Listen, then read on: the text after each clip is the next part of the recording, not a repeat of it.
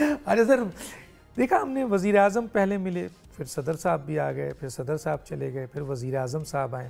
تو شہباز شریف صاحب جب ملاقات آپ کر گئے تھے تو ایک طرف تو پی ایم ایل این کے وہ ظاہر ہے ان کی بھی حیثیت ہے، اور دوسری طرف جو ہے وہ وزیر اعظم پاکستان ہے، تو ان کی ملاقات اور پھر ان تمام ماحول کوئی اہم گفتگو سر؟ دیکھیے میاں نواز شریف صاحب ہوں، شہباز شریف صاحب ہوں، اس خانوادے کے ساتھ حضرت میرا ایک بہت پرانا تعلق ہے. وہ تعلق اختلاف کی صورت میں بھی رہا ہے اور اتفاق کی صورت میں بھی رہا ہے. ہم وفادار لوگ ہیں، تعلقات کا احترام کرتے ہیں، ابھی بھی لحاظ کر رہے ہیں، ابھی ان کا احترام ہمارے دل میں ہے.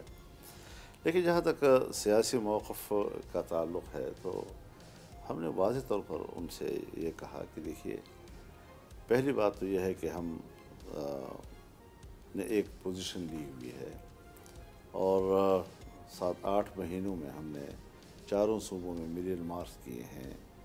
ابھی لاہور میں جو ہمارا جلسہ تھا، شاید لاہور کی تاریخ میں اتنا بڑا جلسہ نہیں ہوا ہوگا جو ختم نبوت کے حوالے سے تھا.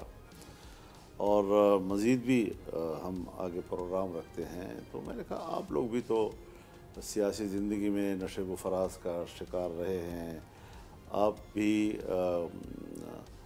نیب کے اور ایف آئی اے کے اور ان کی تحقیقات کے اور جیلوں سے اور جلاوطنیوں سے گزرے ہیں. کیا کبھی آپ کے لیے ممکن رہا کہ ایک دم اپنا سارا سیاست کا رخ تبدیل کر کے جو ہے تو ایک یو ٹرن آپ لے سکیں جی؟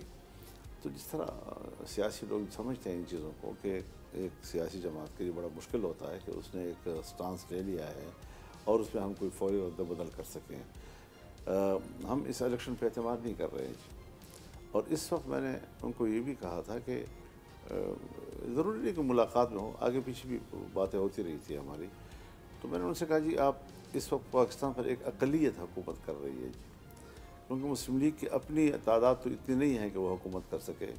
پیپلز پارٹی ان کے ساتھ بینچوں پہ بیٹھی ہوئی ہے جو حکومت میں اپنے آپ کو شامل نہیں کہہ رہی ہے جی، صرف ان کو سپورٹ دے رہی ہے.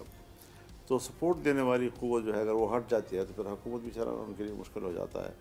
اب یہ ایک کمزور پوزیشن ہے کہ آپ کے ساتھ وہ حکومت میں شریک نہیں ہے، ماں سہارا دیے ہوئے ہیں، اور اس کے مقابلے میں اپوزیشن مضبوط ہے.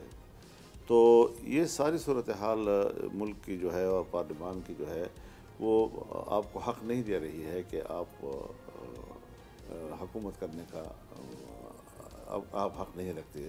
سیدھی بات یہی. آپ نے سامنے کہہ دیا کہ آپ میں تو کہتا رہتا ہوں، کیا آپ کی میں نے پارلیمنٹ میں کہا ہے، ان کی موجودگی میں کہا ہے، پارلیمنٹ کے اندر میں نے کہا ہے، اسمبلی میں. کیا جواب دیا سر انہوں نے؟ مثلا کہ اسی مقصد کے لیے آئے تھے صرف کہ جی وہ آپ کو کوئی پیشکش کریں سر؟